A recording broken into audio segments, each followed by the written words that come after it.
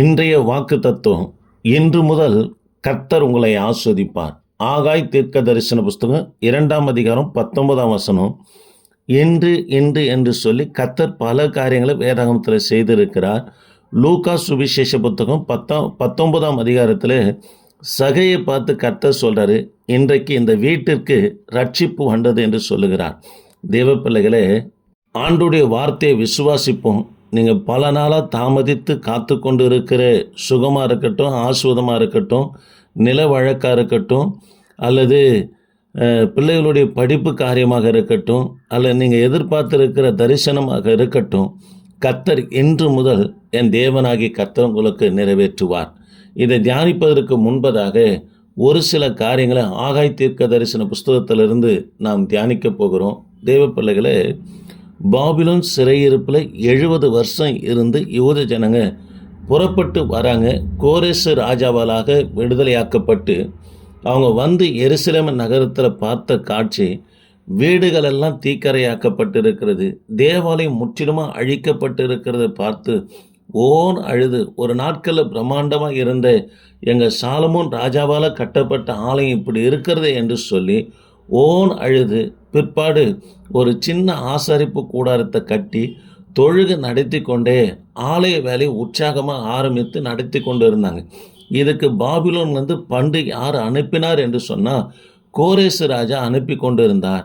அவர் அனுப்பி கொண்டு இருந்த அந்த கோரேசு ராஜா மரித்த பிற்பாடு பாபிலோனுக்கு அடுத்த ராஜாவாக முதலாம் அர்த்தசஷ்டா வந்த உடனே ஆலயம் கட்டுமான பணி நிறுத்துவதற்கு அவர் உத்தரவிடுகிறார். காரணம், தேவ பிள்ளைகளே, ஆலய வேலைக்கு விரோதமாக செயல்பட்ட 3 பேர், சன்பல்லாத், தொபியா, கேஷம், இவங்க மொட்டை கடுதாசின் வாயிலாக நீங்கள் அனுப்புகிற பண்டில் இவங்க ஆலயத்தை கட்டலை, யுத்த பயிற்சி செய்கிறாங்க, ஒரு நாளைக்கு உங்களிடத்திலே யுத்தத்துக்கு வருவார்கள் என்று சொல்லி முதலாம் அர்த்தசஷ்டாவுக்கு இவங்க கடிதம் மொட்டை கடுதாசி அனுப்பினது நிமித்தமாக அந்த ராஜா ஆலயம் கட்டுமான பணியை தடை உத்தரவு போட்டு நீங்கள் வீடுகளை கட்டுங்க, விவசாயம் பண்ணுங்கள் என்று சொன்ன உடனே இவங்க ஆலய வேலையை விட்டுட்டு மச்சிப்பாவை கட்ட தங்கள் வீடுகளையும் விவசாயம் பண்ண புறப்பட்டு போன உடனே இவங்க திரளாய் விதைத்தும் கொஞ்சமாக அறுக்கிறாங்க.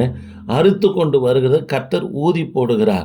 ஆக மன உளைச்சலில் காணப்பட்ட இவர்களை பார்த்து தான் அந்நாட்களிலே கர்த்தர் 2 தீர்க்கதரிசியை எழுப்புகிறார்.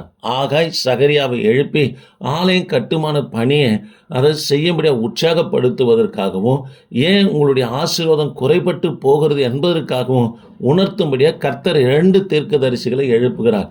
இதுதான் ஆகாய் தீர்க்க தரிசன புஸ்தகம் 2ஆம் அதிகாரம் 15ஆம் வசனத்தில் சொல்கிறாரு. நீங்கள் சிந்தித்து பாருங்கள், கடந்த நாட்களில் நீங்கள் எவ்வளோ காரியங்களை முயற்சித்தும் கூட உங்களால் விளைச்சலையும் பார்க்க முடியல, தேவனால் ஆசுவத்தையும் காண முடியலையே, ஏன் என்பதை சிந்தித்து பாருங்கள் என்று சொன்ன உடனே அவர்கள் சிந்திக்க ஆரம்பித்தாங்க. அதுக்கு பிற்பாடு கர்த்தருடைய ஆலயத்தை கட்டுங்க, கர்த்தர் அது மேலே பிரியமாக இருக்கிறார் என்று சொன்ன உடனே யூத ஜனங்க உற்சாகமாய் ஆலயம் கட்டுகிற வேலையை ஆரம்பிக்கும் போது தான் கர்த்தர் சொல்கிறாரு, இன்று முதல் நான் உங்களை ஆசீர்வதிப்பேன் என்று சொல்லுகிறார். தேவ பிள்ளைகளே, நாம் கட்ட வேண்டிய பல காரியங்கள் இருக்குதுங்க. நாம் ஆவிக்குரிய வாழ்க்கையை கட்டணும், குடும்பத்தை கட்டணும், தேவாலயத்தை கட்டணும்.